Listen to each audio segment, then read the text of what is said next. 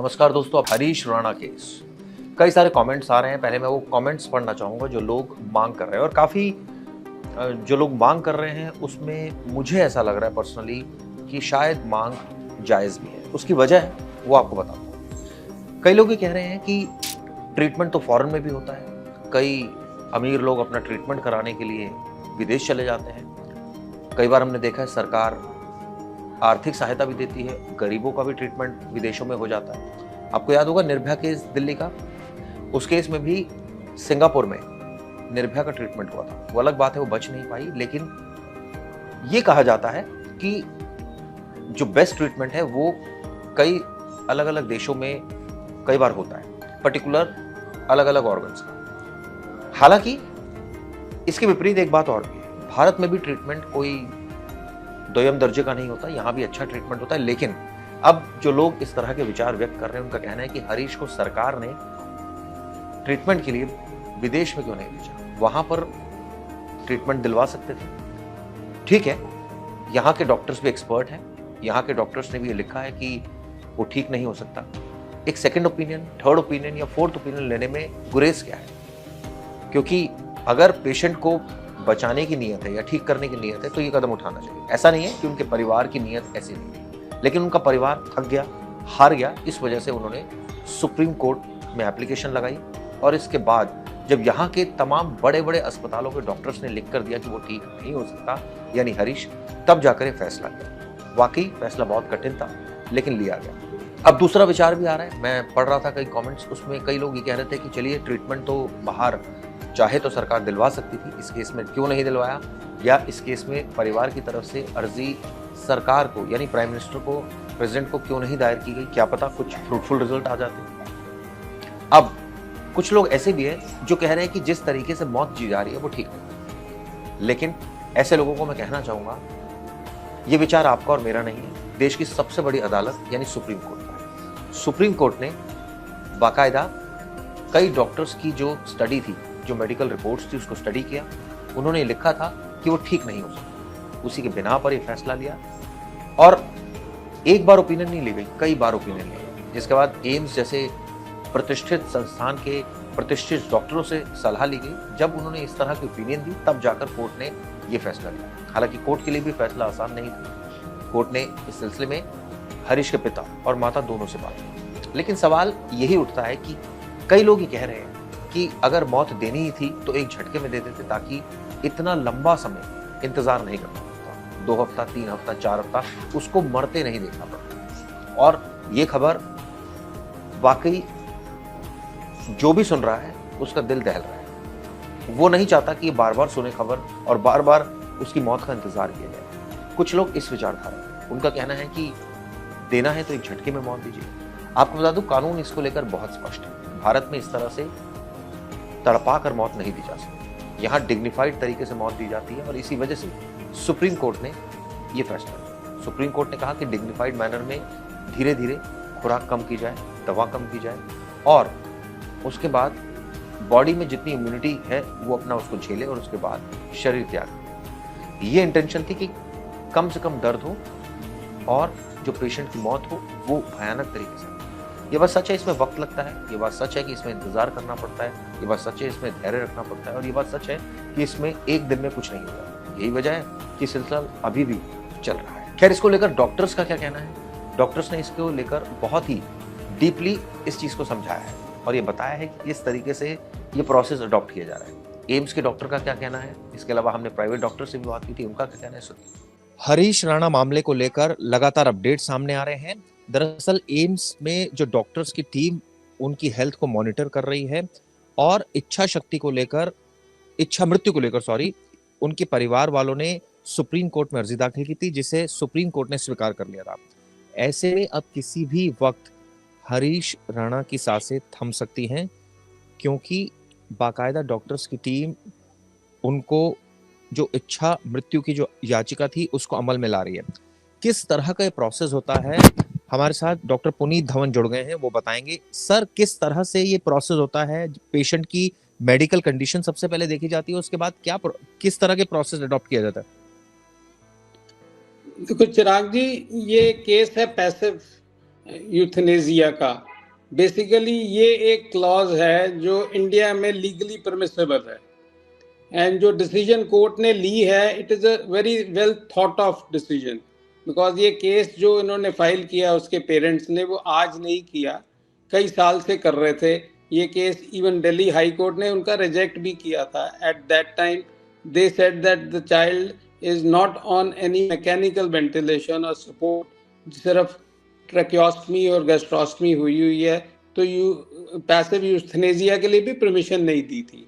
जो हम रिव्यू अब हाइंड विजन में जाएंगे तो we would review that if this was a legally permissible clause it should have been permitted at that time also, because even with this article 21 में जो आपका common cause में जो प्रोविजन दी हुई है हमें लॉ ने, उसमें even a willing written live will also would entitle somebody to go for a passive euthanasia, अगर वो लिख के चले जाता है पहले।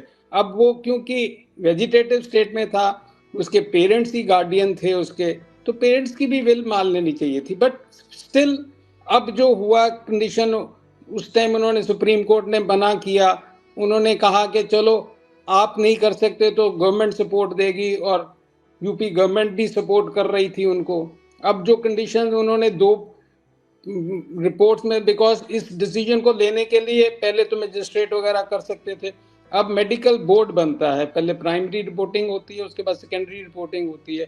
उसमें अब बता रहे हैं कि भाई बेड सोर्स वगैरह भी हो गए, कंडीशन तो उसकी ऐसी थी कि रिकवर होने वाली बात ही नहीं थी, वेजिटेटिव स्टेट में जा चुका था, ब्रेन डेथ टाइप थी, he would have not recovered. वो थोड़ा इमोशनल फैक्टर्स थे जो हम आजकल भी मीडिया में देख रहे हैं कि उन्होंने इस डिसीजन से लेने से पहले आपने आध्यात्मिक लोगों से भी राय ली, ब्रह्म कुमारी इसका भी बीच में नाम आ रहा है कि देवर counseling them and mentally preparing them or creating a scene around that whatever the parents are doing it's a justified decision। अब इसमें एक बड़ा क्लियर कट दिया हुआ है कि ये जो है इसमें पैसिव यूथनेसिया में कोई हम मौत को जल्दी लाने की कोशिश भी नहीं कर सकते और उसको डिले भी नहीं करना है। तो हम जो सपोर्ट दे रहे हैं उस सपोर्ट को धीरे धीरे विड्रॉ करना है। अब उसकी जो मेन सपोर्ट चल रही थी, ट्रेकियोस्टमी हुई है, वो तो सांस को वेंटिलेटर पे तो है नहीं, ऑक्सीजन कभी कभी जरूरत होती थी, वो ऑक्सीजन नहीं देंगे। अब जो सस्टेन कर रहा है शरीर को वो तो हमारी खुराक है।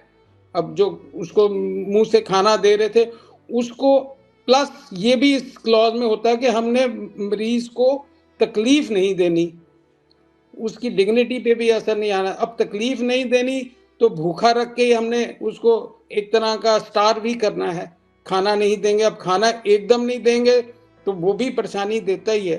तो दे सेट अ टारगेट ऑफ से 2 to 3 वीक्स कि हम 2-3 हफ्ते में इसको धीरे धीरे मॉनिटर करेंगे।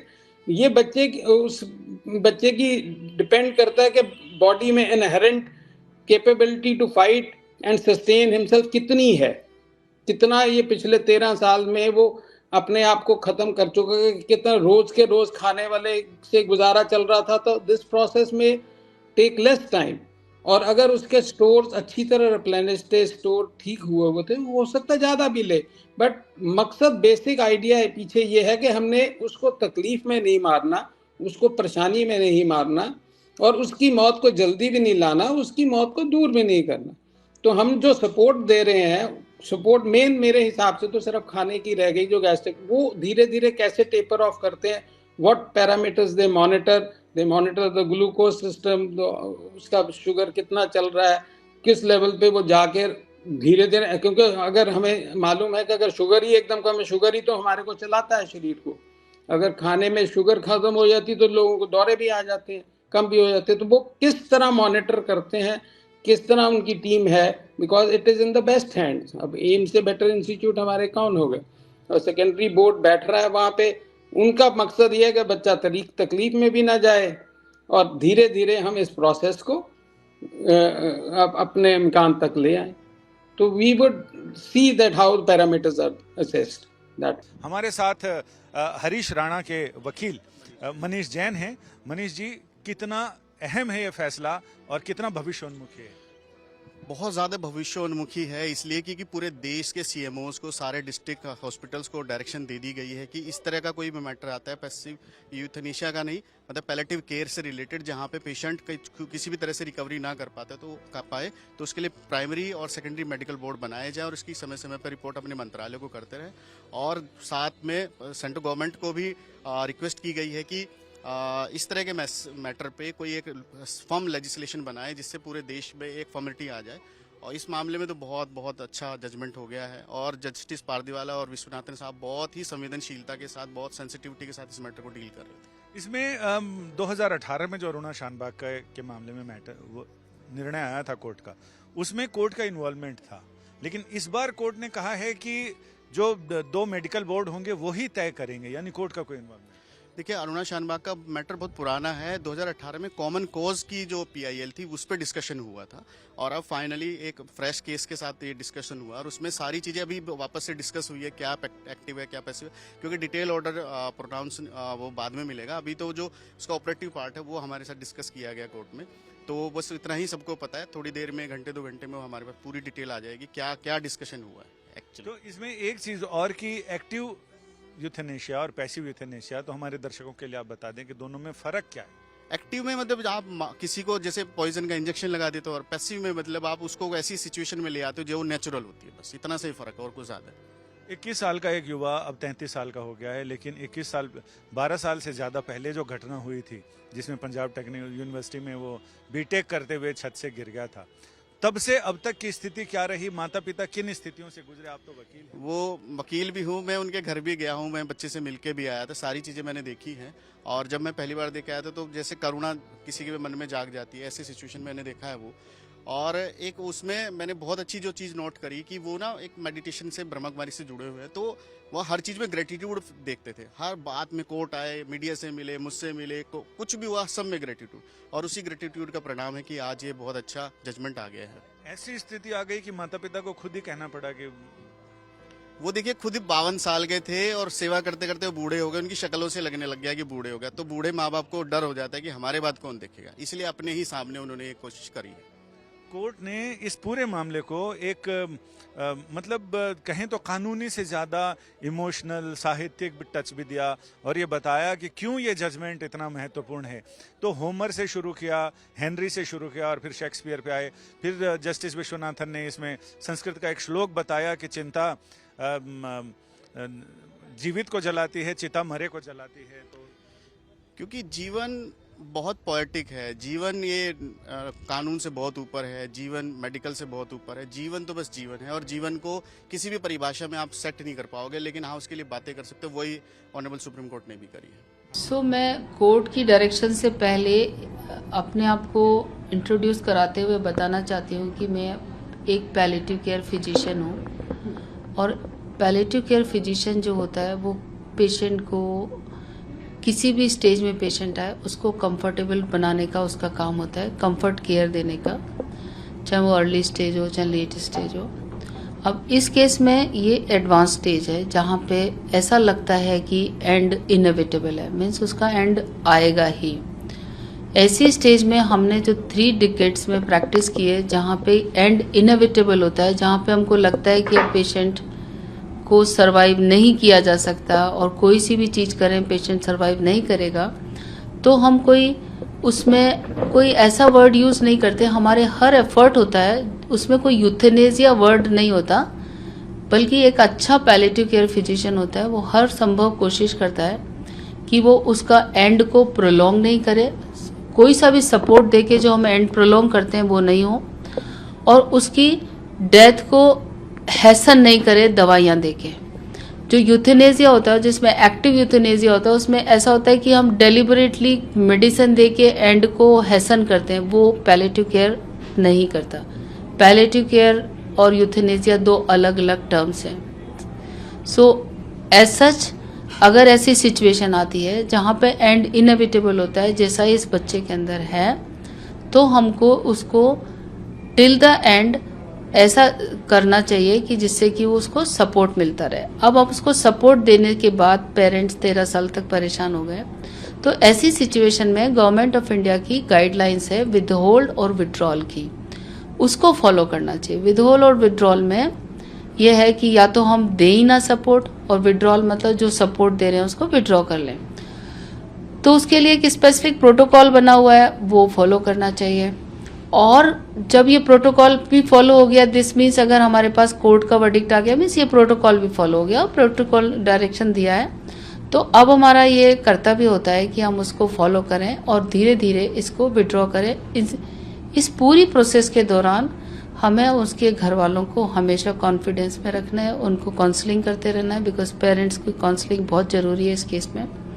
प्लस इसको स्लोली हमको इसको धीरे धीरे विड्रॉ करके, और ये बताना बहुत मुश्किल है कि ये कितना दिन लगेंगे इसमें, क्योंकि ये किसी के भी हाथ में नहीं होता। बट कोशिश यही करनी चाहिए कि उसका जिस तरीके से मिस अब हमको बैलेंस करना है। कोर्ट का वर्डिक्ट है, एक हमारा लॉ है जो हमें बताता है कि विदहोल्ड एंड विड्रॉल करना अब पॉसिबल है। अब हमको ये पता है कि इसमें विदहेल्ड एंड विड्रॉ करना है, तो हमको बैलेंस करके करना पड़ेगा, सो दैट हम ऐसा हमको नहीं लगना चाहिए कि हमने कुछ चीज़ ऐसा कर दिया डेलिबरेट किलिंग, वो नहीं है इसमें, बिल्कुल भी नहीं है।